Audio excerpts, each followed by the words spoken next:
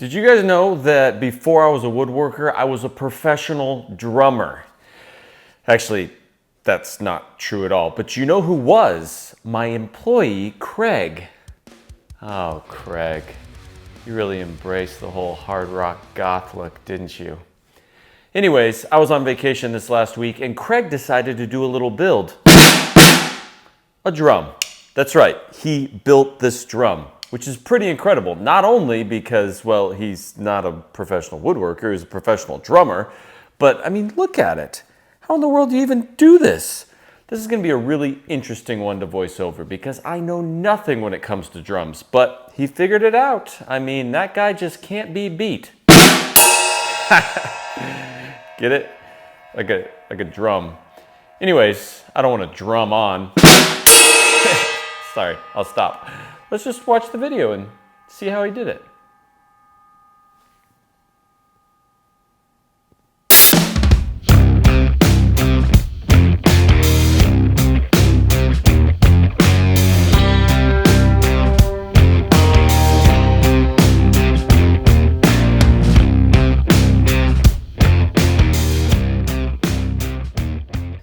All right, sit back, relax, and enjoy this show because here comes a voiceover from a guy that knows nothing about drums watching a professional drummer who knows nothing about woodworking build a drum.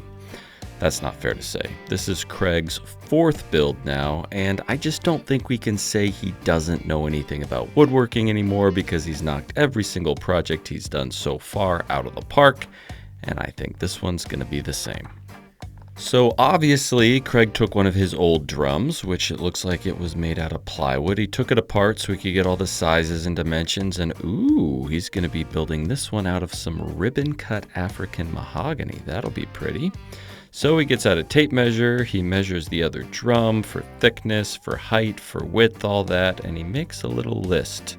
So it looks like he's going to do this in layers like a cake. So, okay, smart. He found a segmented turning calculator so he can figure out the sizes and angles of all of his individual segments. That's a smart way to do it. Lots of turners do this when they're turning bowls. They make segmented rings and then turn them on a lathe. Craig doesn't have a lathe, so it'll be interesting to see how he gets those segments into round circles. Starts by cutting out some strips. I'm assuming these are the width that he wants all those segments to be.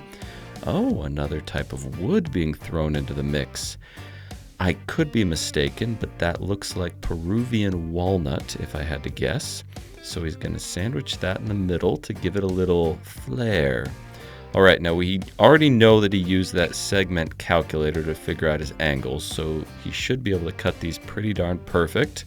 He set up a little stop block so we can get all those segments the right length to make that perfect ring shape or octagon, hexagon, whatever it is.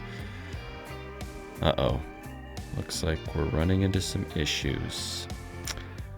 I don't think that he wants his drum that small, so apparently he made a mistake somewhere in his calculations. Back to the computer.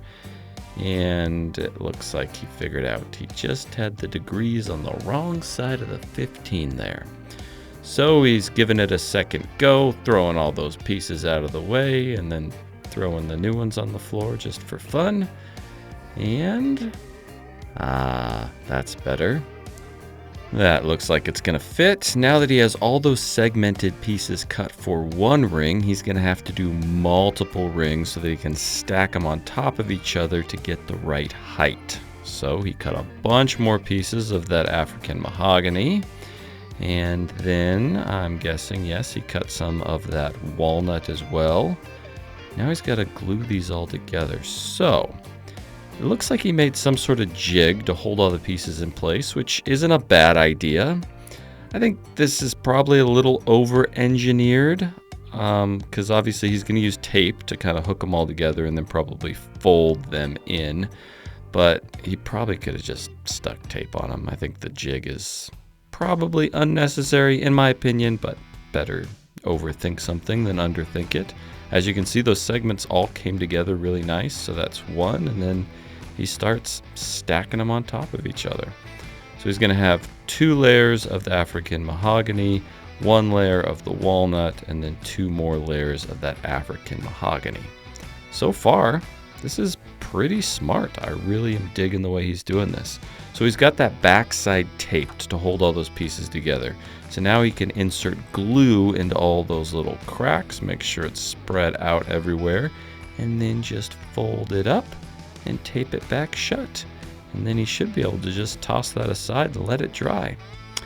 Oh, okay. He's just being extra sure. I think the tape probably would have been fine. I think, you know, the bandy clamp might not be necessary. But again, better safe than sorry, all right? You want to make sure that it's nice and tightly clamped.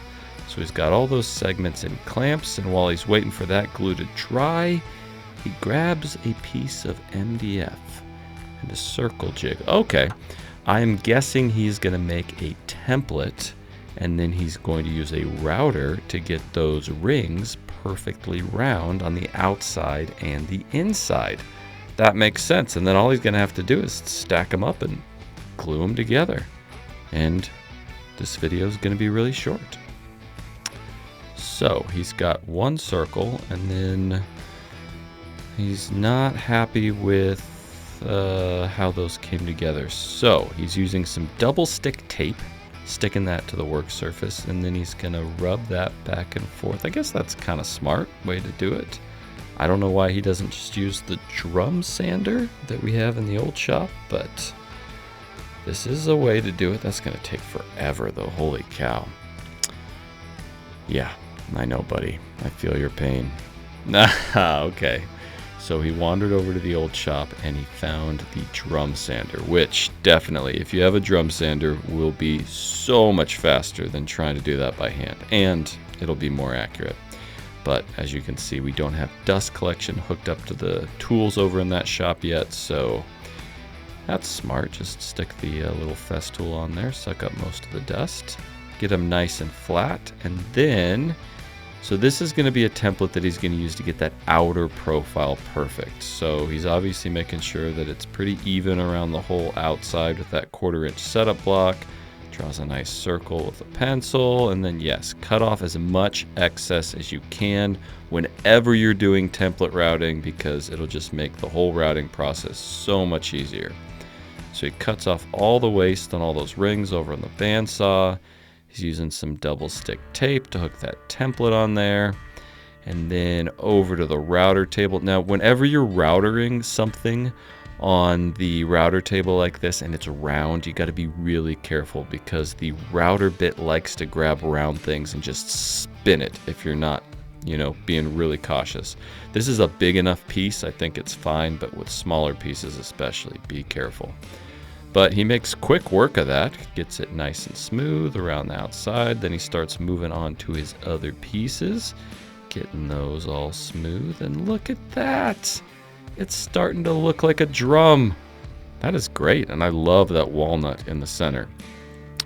Oh, okay. I was not expecting this. He's just going to glue it up and leave it rough on the inside, I guess. I guess that doesn't matter. I mean, it's a drum. You're not going to see the inside, so just the outside would need to be smooth.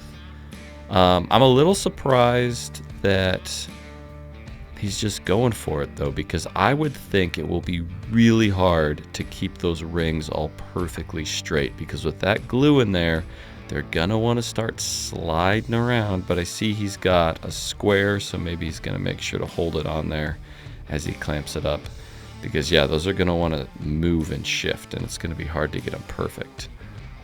But I trust Craig. He is thorough, if nothing else, so I'm sure he'll figure out a way to do this. Although I can kind of, it looks like it's moving a little bit. Maybe it's just the video. But hey, it looks good. You can already kind of see how it's gonna look with the finish on it too, which is nice. This is obviously the next morning. He came back, the glue is dry, and he's taking those clamps off. And it looks like a drum. I mean, it rolls, so it's got to be pretty close to perfectly round. Giving it a nice little sand, making sure it's all even. That's got to be really satisfying to sand. Okay, so he's got the square, he's testing it. It had to have been pretty close. if he's just fixing it with the sander. So good job. I worried for nothing. And then, yeah, look at that. Well done, Craig. I am amazed. I would have thought that thing would want to slide all over the place. Now he's got a router. Oh, so he is going to smooth out the inside. Interesting. See, in my mind, I would have used the template on the outside and the inside, but I guess that would have made really weak, probably, rings. So this is probably a smarter way to do it. So he's going to make some sort of router sled to hog out all that material on the inside. So he's building a little jig. He's got some 2x4s to hold it in place, some scrap pieces of walnut on either side. That's going to allow that to move, but how is he going to hold the router in there perfectly? Aha, aluminum. He's going to make just a very simple router sled. This is the same setup that you would use to flatten a slab, but he's just going to use it to flatten the inside curve of a drum. That's actually brilliant. I am very impressed with his ingenuity. That is genius. All right, so he's got a little pattern routing bit chalked up in there. And then I'm guessing, if I know Craig, he's smart enough to do light passes and work his way down to the final depth. So let's see what he does here. Yeah, he's got to be just taking a little bit off, especially since he wasn't holding on to the router there. Slowly but surely. It's kind of hard to see the material coming off, but I'm sure it's doing something in there. Maybe he'll switch angles here. Oh, totally. Yeah. That is working quite... Oh, there you can really see it starting to come off. Man, that is so flippin' cool. I kind of want to steal this idea for a table base in the future or something. That's pretty darn genius. And that looks perfect. Wow. Well done, Craig. So now that he's got it flat and smooth on the outside and the inside, well, not flat, curved and smoothed, do a little hand sanding, get it looking nice. And then I'm sure it's got to be more complicated than just that. He's massaging and caressing the outside of the drum now. Okay, he's going to show us something. Oh, okay, so the other drum has a little chamfer on the inside. So he chalks up a chamfering bit in the router table, and easy peasy lemon squeezy adds a chamfer to the inside. It looks like he's doing the top and bottom. I'm guessing that he wants to reduce the surface amount that comes in contact with those drum heads. I bet acoustically that does something, but don't quote me on that because, again, not a drummer. Okay, and then it looks like he lowered that chamfering bit and he's adding a super light chamfer to the outside on the top and bottom to kind of make a point on the top and the bottom of that drum body. Forgive me if I am not using the correct vernacular on what he's doing. You drummers out there can let me know in the comments everything that's going on. So now he's showing us that looks like there's a little dip on the sides.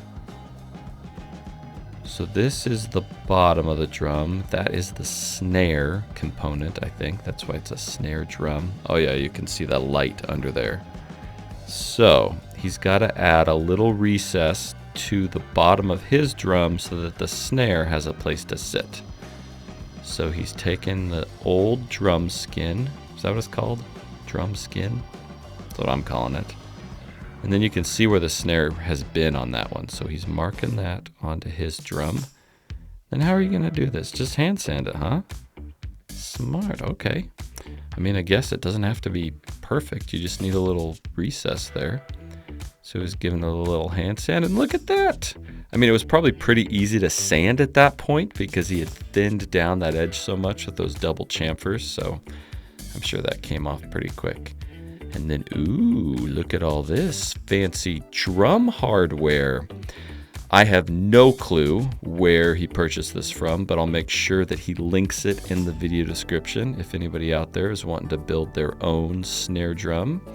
I really like that he went with that brass. I think that looks cool with the walnut and mahogany. So there's a bunch of hardware that has to be hooked on this. I'm not sure what it all does, but obviously he's going around and marking out where all the hardware needs to land. Doing just a little mark and then using a square to draw a straight line. Okay. All right, so those have to be mounted on the sides. So, oh cool, he made a little jig to mark out exactly where he needs to drill his holes. So it's got a center point there, and then I'm guessing he marked the center of those lines. See, it's the simplest things, but they're so smart. This is such a brilliant way to do this, because you could measure each one with a tape measure, but why go through all that effort? So he marks out where he needs to drill. And then I think this is a little funny. If it was me and I had to drill that many holes, I would have just gone over to the drill press, which is right behind you. Craig, there's a drill press right behind you. It'd be really easy. You gotta drill a bunch of holes, buddy. But it's okay. He'll get a little arm workout. It would also drill much straighter holes, probably, but that's okay. And then there's some other fancy hardware. Don't know what that does, but look how much he's straining to drill through that mahogany. There's a drill press right behind you. He can't hear me. He already built this, and he obviously finished it, so I just need to be quiet and let him build. So he used a piece of tape to mark out the holes on the hardware, and then he transferred the piece of tape onto the drum, and then he knows where to drill, so that's kind of smart. Some other fancy hardware that does something. So now he's got all those holes drilled, which seemed like it was a fairly simple task. He's given it a nice sanding. I think he told me he sanded this up to 600 grit, which is pretty nice, so it had to be really smooth. And then he said he wanted a very glossy finish. So we talked about what finishes to use. Obviously I use Rubio Monocoat for a lot of things, but if you want a super glossy finish, Rubio's probably not the finish for you. So I recommended that he used Total Boat Halcyon, which comes in these bags, and you can get it in a gloss clear finish, which is what he's using. It's a water-based finish, so it's super easy to spray. He's going to load that up into our Greco Sure Shot or Quick Shot. It's either a Quick Shot or a Sure Shot.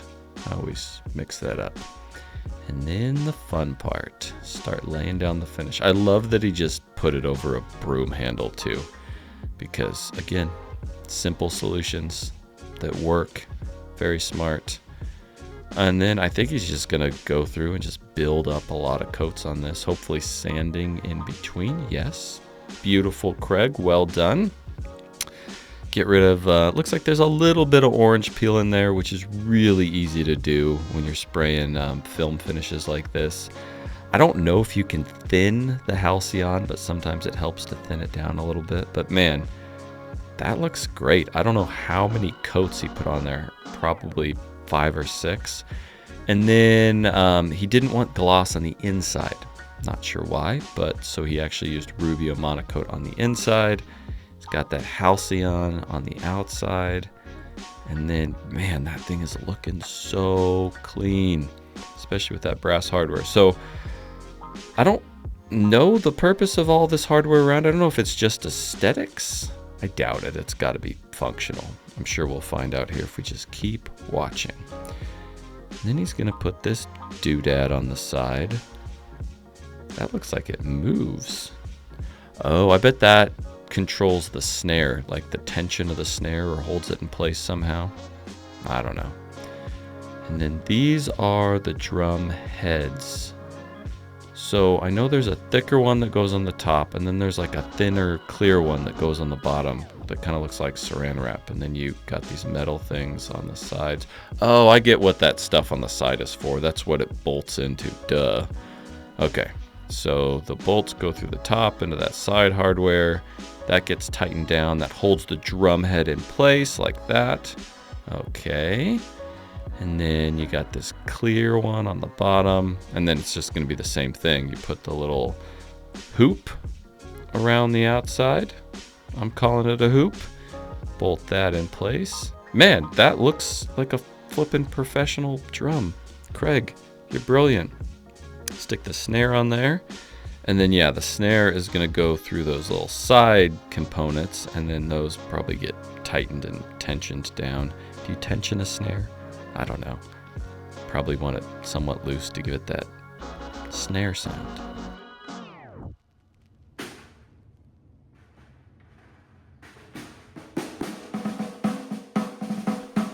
Oh my gosh, that sounds so amazing. I mean, it could sound horrible, and I just don't have an ear for drums, but to me it sounds amazing. I mean, look at that thing. Craig, I am so blown away. Well done, dude. And then the cool thing is, he went and used it at a show.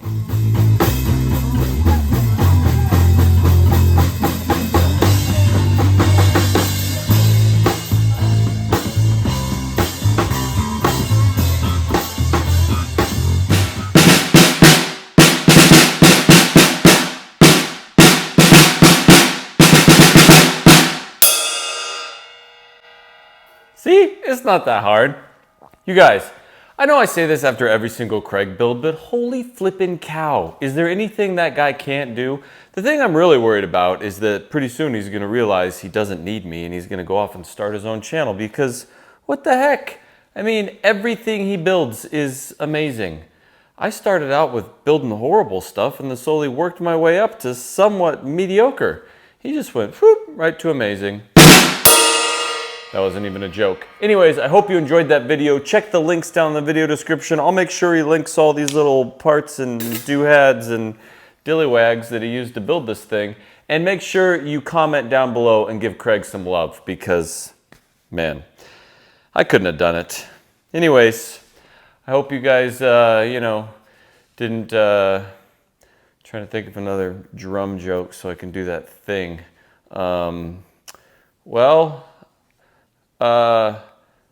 Hopefully this video was a symbol of our love for woodworking. No, boy, that was really bad. Ugh. You guys, I'm coming to you from inside this box because this box is a square space. And this video is also sponsored by Squarespace. Get it?